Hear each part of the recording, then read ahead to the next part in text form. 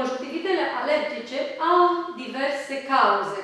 Dacă observați, am spus conjunctivitele alergice și nu conjunctivita, deoarece există diferite tipuri de conjunctivite alergice, fiecare tip având anumite cauze. Să începem cu conjunctivita sezonieră, adică conjunctivita care apare fie primăvara, fie vara de vreme, fie toamna. Ea se datorează polenului, se datorează fânului, este așa numită conjunctivită determinată de alergia la graminee. De asemenea, când vorbim de polen, vorbim fie de polen de flori, fie de polen de pomi, cum ar fi mesteacănul sau plopul.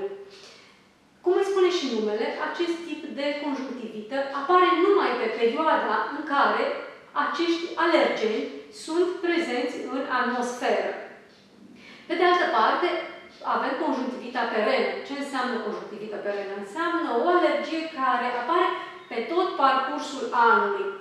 Acest tip de conjunctivită are alte cauze. Acestea pot fi alergia la spor de mucegari, alergia la păr de animale, la pene de păsări, alergia la carierii din praf. Se întâmplă uneori să avem pacienți copii care fac alergie și vara și iarna. Și atunci părinții sunt foarte debusolați și nu înțeleg cum este posibil să facă alergie vara și iarna. Dacă îi întrebăm mai în amănunt, observăm că această alergie apare, de exemplu, când merg la țară, la bunici, în vacanță. Cum ne putem orienta cât de cât? Dacă alergia apare numai vara, atunci probabil este produsă de polen sau așa numita febră a fânului, alergia dată de graminee.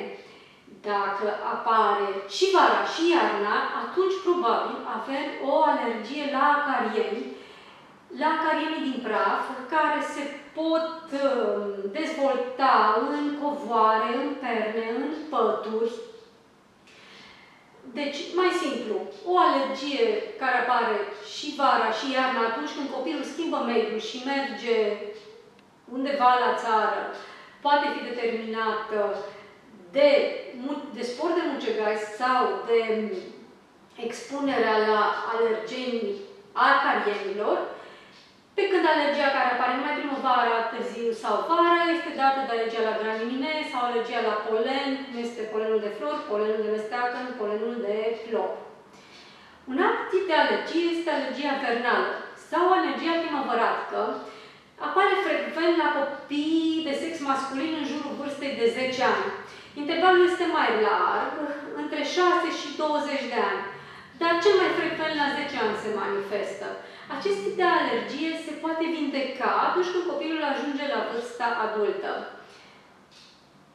Mă veți întreba cum este posibil ca un copil să dezvolte alergie la sporii de mucegari, având în vedere că în ziua de astăzi casele sunt salubre, sunt case moderne.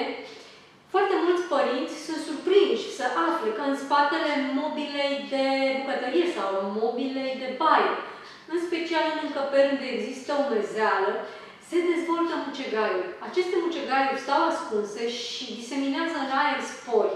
Există copii care au alergie la acești spori de mucegari. De aceea, părinții trebuie să caute fie în spatele mobilei, uneori chiar în spatele rigipsului sau sub pardoseala de PVC. Toate aceste materiale sintetice care se folosesc astăzi conțin substanțe chimice care pot determina alergii la copii. Într-un video viitor vă voi prezenta modalități de a avea o cameră salubră specială pentru copii cu alergie, care să nu conțină substanțe toxice. Mai avem un tip de conjunctivită. O conjunctivită mai serioasă se numește cheratoconjunctivită. Apare la copiii care suferă de atopii, adică acei copii care fac în general și alte alergii. De exemplu, fac dermatită atopică, cu roșeață pe piele, pe față sau pe plioape. sau copii care suferă de rinită alergică sau chiar de astm alergic.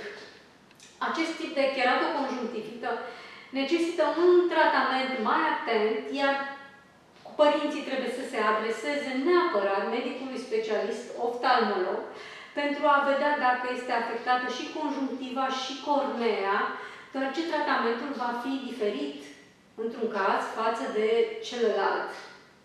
De asemenea, în cazul alergiilor trebuie să investigăm și alte cauze, cum ar fi, de exemplu, alergia la diferite alimente, de exemplu căpșunile, sau dezvoltarea unor manifestări alergice la copii care s-au infectat cu diferiți paraziți. Sau există posibilitatea să se dezvolte alergii la anumite proteine bacteriene. Copilul poate fi infectat cu stafilococ, iar organismul să dezvolte o reacție alergică la fragmente din microb.